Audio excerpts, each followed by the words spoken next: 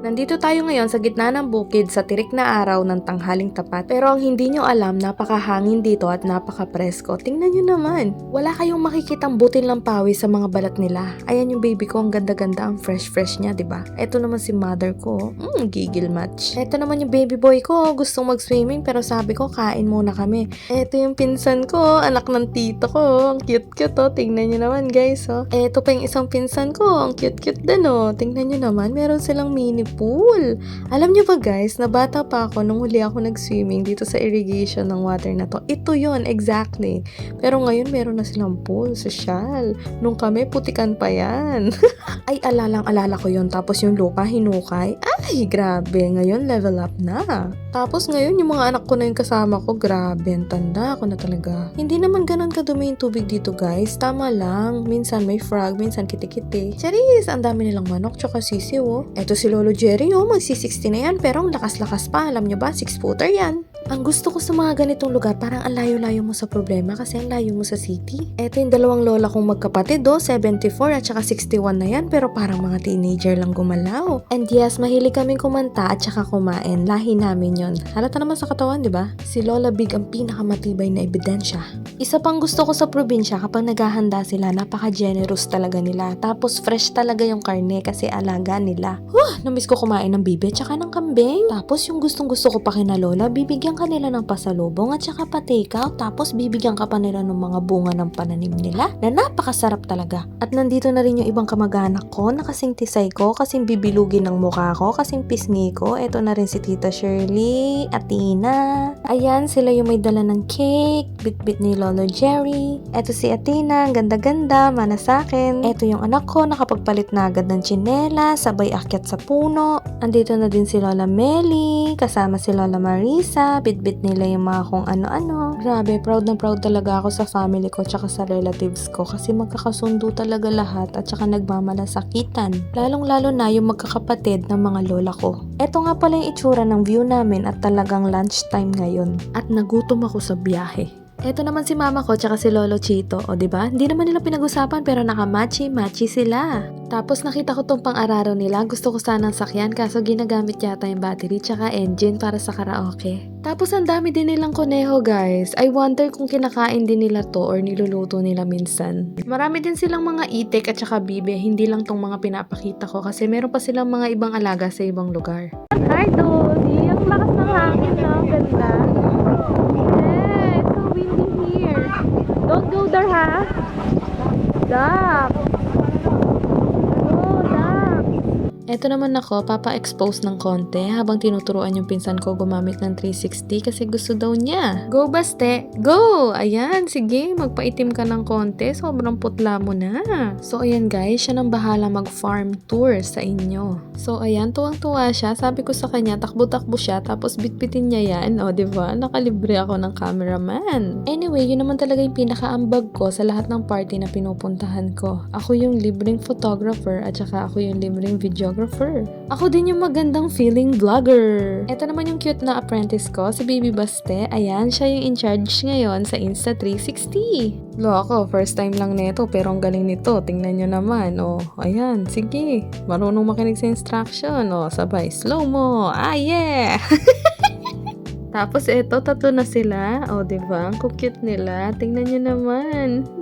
Tapos kaka-vlog ko, kumakain na pala sila. O, ayan o, hindi ko natuloy na video yung mga pagkain kasi nasalanta, tsaka nabawasan na nila. Basta alam ko, meron silang Cajun seafood boil, meron silang inihaw na bangus, hito, burong kanin, mustasa, itlog buro, gulay, kamatis, mangga, bagoong, fried chicken, kalderetang bibi at kambing at marami pang iba. So ayan, hindi pa rin ako nakakain.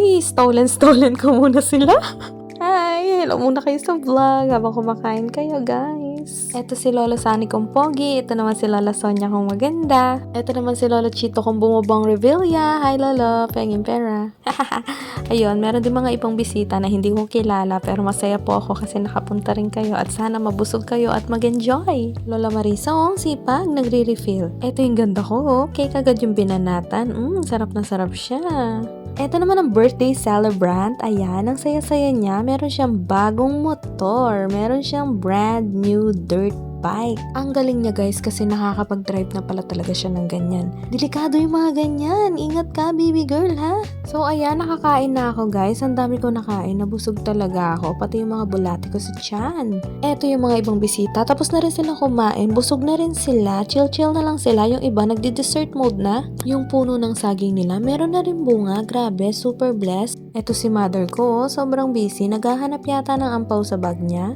Tapos nahuli ko pa itong magkapatid, ang sweet to, yakap siya sa kuya niya. Tapos eto ko, tsaka yung lolo ko, ayan o, binigyan na ako ng 1,000 yan, charis. Pero alam nyo, nung pandemic, binigyan talaga niya ako ng 1,000, nung aksidenteng nakita niya ako dun sa hypermarket. Nakita niya siguro yung pushcart ko, kapiranggot yung laman no, naawa siya.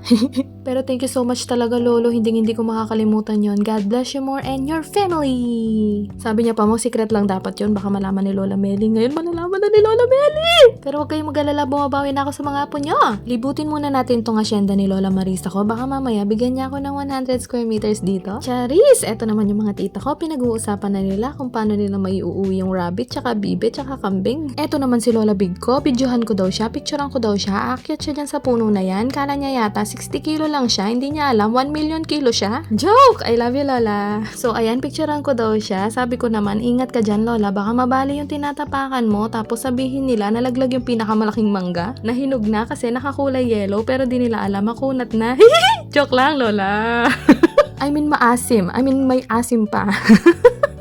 Ay, Lola. O, diba? 74 yan, pero baby face talaga. At talagang malakas pa at walang maintenance. Sana pagtanda ko, ganyan din ako kalakas, no? Tsaka healthy. Hi, Lola. I love you. Eto, trademark. Pag ako nag-vlog, talaga mga-stolen kayo. Tsaka mga-bully kayo sa voiceover ko.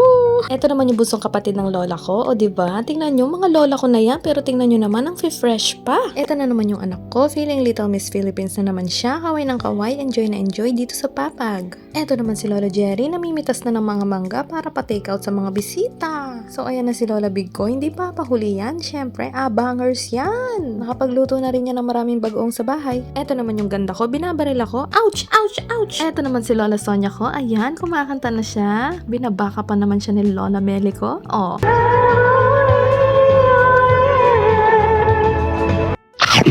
Huli, pero hindi ko long. Kain ka lang mabuti dyan, Lola. Huwag kang papagutom. Hi, Lola Marisa.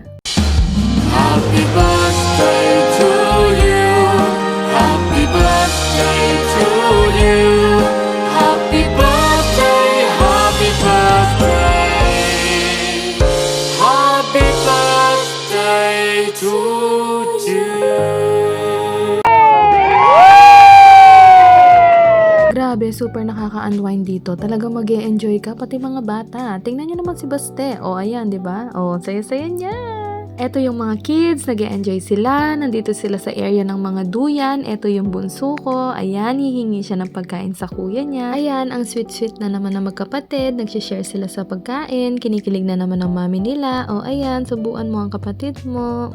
Thank you, kuya. Tapos, ayan, nagsasamsama na sila or pabitin in Tagalog. Ayan, ang saya-saya nila. Ang simple-simple nila. O, ayan sila, nagbabantay ng madaya. Ayun, no, may matanda. Kumuha ng premyo. Eto naman si Lolo Sani. Binuhat na yung apo niya. Sige, huwag kayong papatalo. Eto, favorite part ko, binuhat ni Obet yung bata. Pero ayun, tingnan mo sa nakatingin sa baba. Wala siyang pakialam doon sa nakasabit. Kunin mo! Oh my gosh, kunin mo, sayang! Nangangawit na si Lolo Sani mo tsaka si Obet. Eto naman ang Donya, pa ice cream lang. Hi, madam. Penge. Yehey! Hindi siya nakasali sa games pero may pa-loot bags. Thank you po. Tapos ayan, napagtripan ng baby ko itong panungkit. Inipitan ko siya para fresh na naman siya tingnan. Eto naman ang baby boy ko. Chill lang. O, diba? Pa-cellphone lang yan. Hi, baby. I love you. Eto naman yung mga tito ko. Anak sila ni Lola Marisa. Ayan, pinapastol nila yung mga kambing nila na napakarami. Kapag gusto nyo bumili, PM nyo lang ako dahil tinitinda nila yung mga yan. Eto na yung mga bata, nagsama-sama sila dito sa maliit na pool. Ang saya-saya nila tingnan. Hi! Memories are coming back. 15 years ago, isa ako sa mga batang nag-e-enjoy talaga mag-swimming sa mga ganyan. Grabe. Tapos ayan, yung batang yan.